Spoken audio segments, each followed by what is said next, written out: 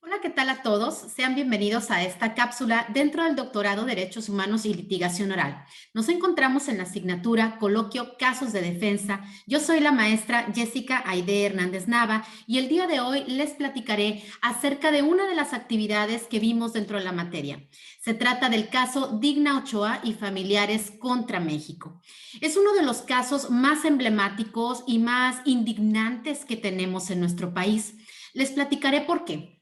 Digna Ochoa es una abogada, era una abogada mexicana, nacida en el año de 1964 en Misantla, Veracruz.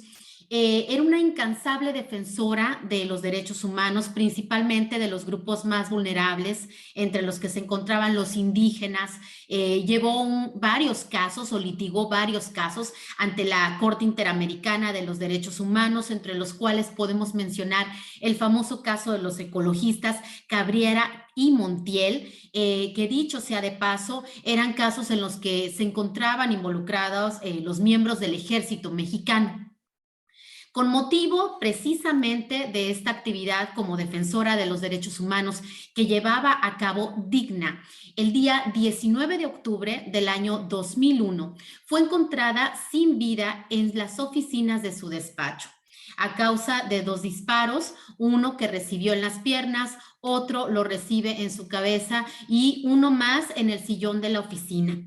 Cabe mencionar que desde el año de 1995, Digna Ochoa había sido ya amenazada junto con sus compañeros, los miembros del Centro Pro Derechos Humanos. En el año de 1999 fue víctima de dos secuestros, entre los cuales, además de ser despojada de sus posesiones, había sido amagada, torturada, drogada e interrogada.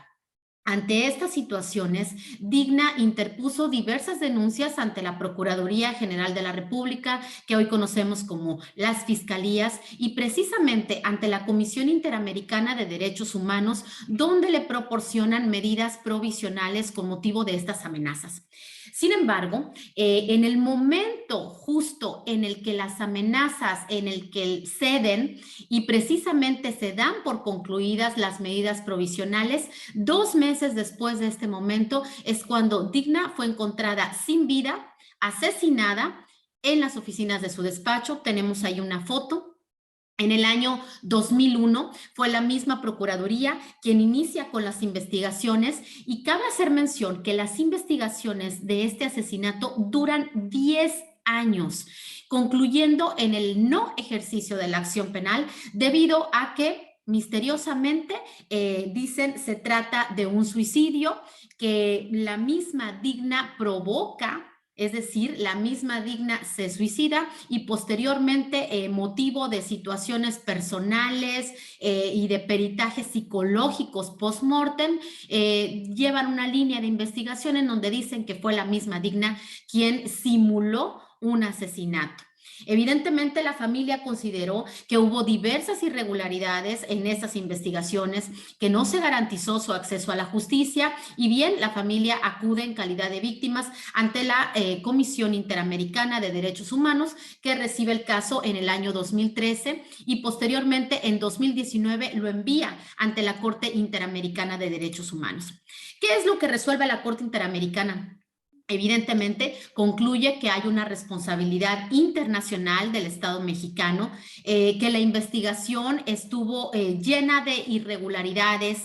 que estuvo sesgada con la aplicación de estereotipos de género. No nada más se trata de una defensora de los derechos humanos, sino que es una abogada prominente y además miembro de uno de los grupos más vulnerables de la sociedad, que seguimos siendo las mujeres. Dentro del informe que hace la Corte Interamericana se dice que no se cumplió con la debida diligencia, no se cumplió con un plazo razonable de la investigación, las investigaciones estuvieron plagadas de mentiras, de falencias,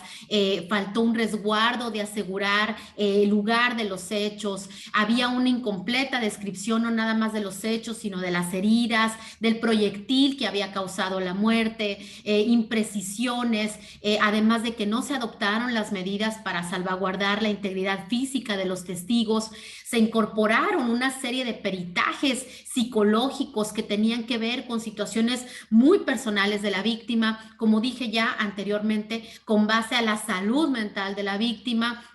especulando un posible suicidio y la simulación de un asesinato. El 25 de noviembre del año 2021, la Corte Interamericana de Derechos Humanos dicta su sentencia, reconoce la responsabilidad internacional del Estado mexicano y entre ellos pues se hace énfasis a la violación de las garantías judiciales, de la protección judicial, de la violación del artículo 7.b de la Comisión Interamericana para prevenir, sancionar y erradicar la violencia en contra de la mujer, mejor conocida como Belém do Pará, violación al derecho a la integridad personal en perjuicio de los familiares de la señora Digna Ochoa y, por supuesto, violación a la protección de su honra y de su dignidad.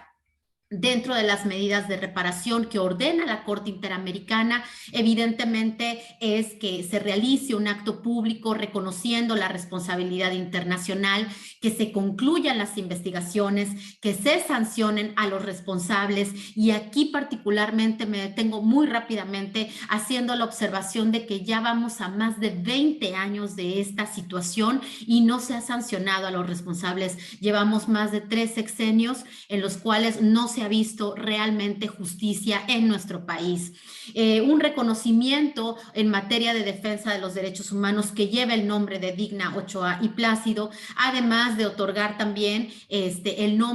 su nombre a diversas calles en Misantla, Veracruz y en la Ciudad de México. Reconocer y proteger a las y los defensores de los derechos humanos y evidentemente fortalecer mecanismos para proteger a estas personas y no solamente a ellos, sino también a los periodistas y a los testigos. Bien,